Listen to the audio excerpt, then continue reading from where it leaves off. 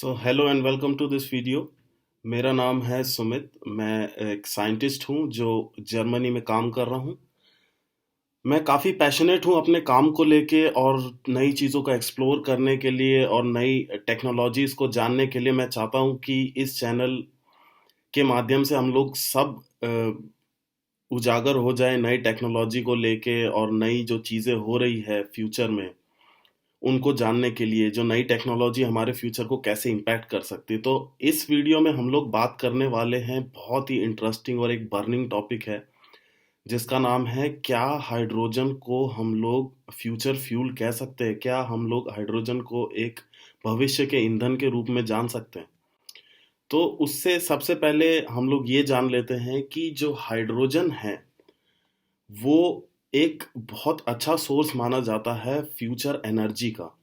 बहुत से एक्सपर्ट कहते हैं कि इसका इतना ज़्यादा पोटेंशियल है क्लीन एनर्जी को लेके कि ये बाकी जो फ्यूल्स है, जैसे फॉसिल फ्यूल बेस्ड हम लोग पेट्रोलियम प्रोडक्ट्स यूज़ करते हैं अपनी कार्स में डिफरेंट टेक्नोलॉजीज़ के लिए, उसको ये टोटली रिप्लेस कर सकता है।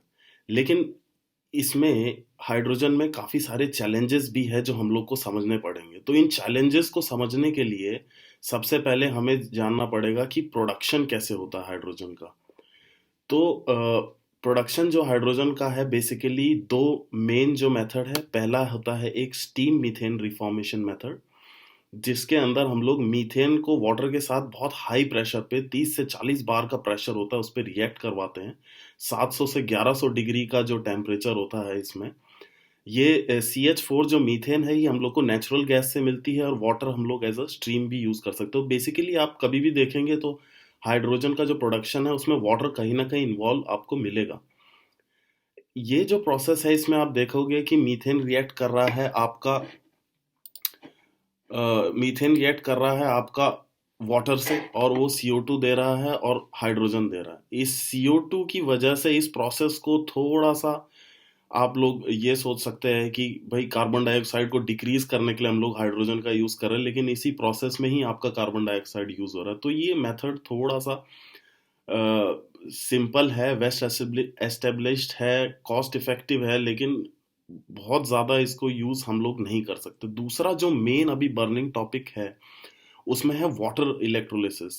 तो इसमें वाटर इलेक्ट्रोलिसिस में वाटर, एज आप देख सकते हो, इसके अंदर दो एलिमेंट है, एक हाइड्रोजन है एक ऑक्सीजन है। तो हाइड्रोजन और ऑक्सीजन को स्प्लिट किया जाता है इलेक्ट्रिसिटी उसके अंदर दे के। तो इसके लिए एक स्पेसिफिक चीज़ें भी होती है कई सारी, जैसे हम लोग वाटर का पीएच एक मेंटेन करते हैं, काफ़ी हाई पीएच जो बेसिक बनाते हैं वाटर को, उसकी वजह से बहुत लो पोटेंशियल पे हम लोग इसको वो कर सकते हैं, स्प्लिट कर सकते हैं। ये एक बहुत अच्छा सॉल्यूशन माना जाता है। इसके अंदर हम लोग एक प्रोटॉन एक्सचेंज मेम्ब्रेन बीच में यूज़ करते हैं, और एक आयन कंडक्टिंग मेम्ब्रेन होती है। एनोड पे वाटर मॉलिक्यूल ऑक्सीडाइज होता है, ऑक्सीजन और हाइड्रोजन रिलीज करता है, और इलेक्ट्रॉन्स फ्लो होते हैं हाइड्रोजन गैस को फॉर्म करने के लिए। सो ओवरऑल रिएक्शन जो आप देखोगे वो ट्वाइस ऑफ हाइड्रोजन आपका निकलता है और ऑक्सीजन निकलता है। ये सोचिए कितना अच्छा प्रोसेस है, इसके अंदर वाटर और ऑक्सीजन दोनों आपका निकल रहा है। कितना क्लीन और सस्टेनेबल वे है हाइड्रोजन को प्रोड्यूस करने का। इसके बारे में भी हम लोग विस्तार से आगे बात करेंगे कि क्यों ये प्रोसेस के बॉटलनेक क्या है, क्या डिफरेंट एक्सपर्ट इसके बारे में कहते हैं। उससे पहले हम लोग जान लेते हैं कि भाई there are different ways to produce energy. तो एक रिन्यूएबल एनर्जी को हमेशा बोला जाता है कि भाई रिन्यूएबल एनर्जी जो है काफ़ी ज़्यादा जो क्लीन एनर्जी का सोर्स है हमारा, जैसे विंड एनर्जी हो गया, टरबाइन आप देख रहे हैं इस वीडियो में चलते हुए, आप सोलर एनर्जी हो गया। लेकिन इन लोगों के साथ प्रॉब्लम है, ज़्यादातर जो रिसोर्सेस है जैसे हाइड्रो, आप पावर प्लांट्स ले लीजिए, उनमें सबसे बड़ी प्रॉब्लम है डिस्पैचेबिलिटी की। तो आपकी जो एनर्जी डिमांड है हमेशा सेम तो रहती नहीं है, और इस एनर्जी डिमांड के फ्लक्चुएशन को केटर करने के लिए हम लोग को कुछ ना कुछ एनर्जी किसी ना किसी फॉर्म में स्टोर करनी चाहिए। सो इसको डिस्पैचेबल बनाने के लिए इन दोनों एनर्जी को हमारा एनर्जी स्टोरेज बहुत ज़्यादा इंपॉर्टेंट। तो इस वीडियो में हम लोग वही बात करें कि हाइड्रोजन को हम लोग as a energy storage use कर सकते हैं। बहुत अच्छा और क्लीन जो है एनर्जी स्टोरेज का एक इंटरमीडिएट स्टेप बन सकता है हाइड्रोजन, जिसमें हम लोग रिन्यूएबल एनर्जी को लेके हाइड्रोजन प्रोड्यूस करें और फिर उसको हम लोग सप्लाई करें। बट तो सबसे पहले हम लोग इन चैलेंजेस को लेके बात करते हैं कि ये चैलेंजेस क्या है। हाइड्रोजन को लेके लोग इतना स्पेकुलेट क्यों कर रहे हैं हाइड्रोजन को लेके कि भाई हम लोग यूज़ कर सकते हैं कि नहीं इसको, हाइड्रोजन को as a future fuel.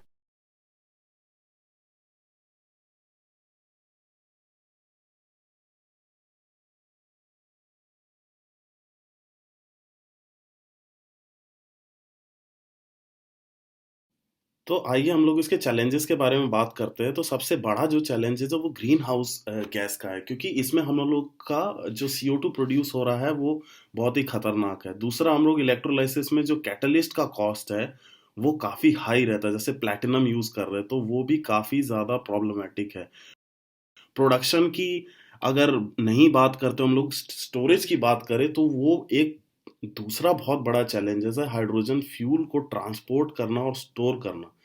Hydrogen जो है रूम टेम्परेचर पे गैस रहती है, लेकिन इसको हाई प्रेशर पे लिक्विड फॉर्म में आप डाल सकते हो, लेकिन हाई प्रेशर पे इसको स्टोर करने कितना ज़्यादा कॉस्टली और डेंजरस है, क्योंकि कोई ऐसा हमारे पास सिस्टम नहीं है। इवन आप स्टेनलेस स्टील के अंदर भी इसको अगर स्टोर करने की कोशिश करोगे तो ये स्टेनलेस स्टील को भी क्रैकिंग आ जाती है स्टेनलेस स्टील के अंदर, और जिसकी वजह से हाइड्रोजन को स्टोर करना बहुत ज़्यादा डिफ़िकल्ट हो जाता है, और कॉस्ट इफ़ेक्टिव तरीके से स्टोर करना तो और भी ज़्यादा डिफ़िकल्ट है।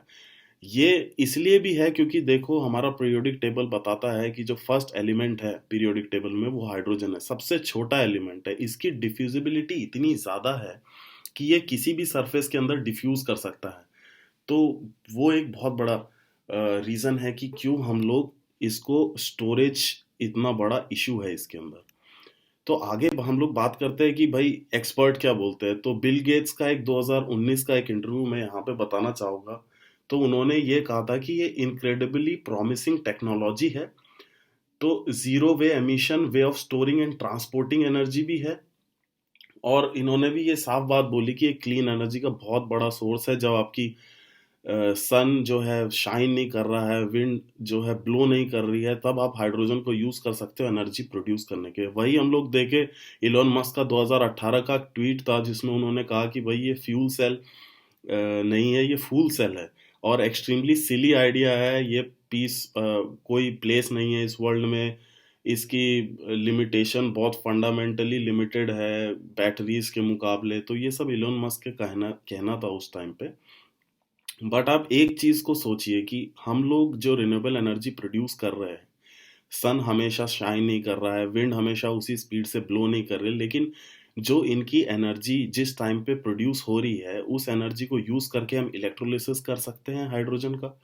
और इलेक्ट्रोलिसिस करने के बाद हम लोग यूज कर सकते हैं इसका डिफरेंट डिफरेंट चीजों में जो हाइड्रोजन प्रोड्यूस हुई। तो अभी इतने सारे चैलेंजेस के बावजूद भी बहुत सारे डेवलपमेंट और डेमोन्स्ट्रेशन चल रहे हैं फिजिबिलिटी को लेके कि इनको एयरक्राफ्ट में भी यूज़ किया जा रहा है। एक पहला अभी आपने सुना होगा, रिसेंटली एक इंजन डेवलप किया गया है जर्मन एरोस्पेस के द्वारा, डिफरेंट कोलैबोरेटर्स के द्वारा, जो सिर्फ हाइड्रोजन फ्यूल सेल पे ही चलेगा। तो इसका बहुत बड़ा इम्पैक्ट होने वाला है आगे आने वाले टाइम में कि इसको हम लोग एक फ्यूचर फ्यूल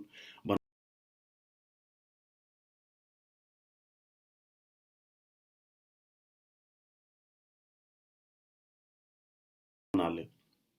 देखा जाए तो भाई बहुत सारे रिसर्च और डेवलपमेंट इस चीज़ में चल रही है कि हाइड्रोजन की कॉस्ट को कैसे डिक्रीज किया जाए। बहुत सारे स्टार्टअप हैं, बहुत सारे आइडियाज़ हैं जिसको लेके लोग बात कर रहे हैं, जिसके आप अगर स्टैटिस्टिक भी उठा के देखें तो पर ईयर 20 to 30% जो टोटल जो R&D कॉस्ट है उस पे आपका हाइड्रोजन के ऊपर इन्वेस्टमेंट हो रही है।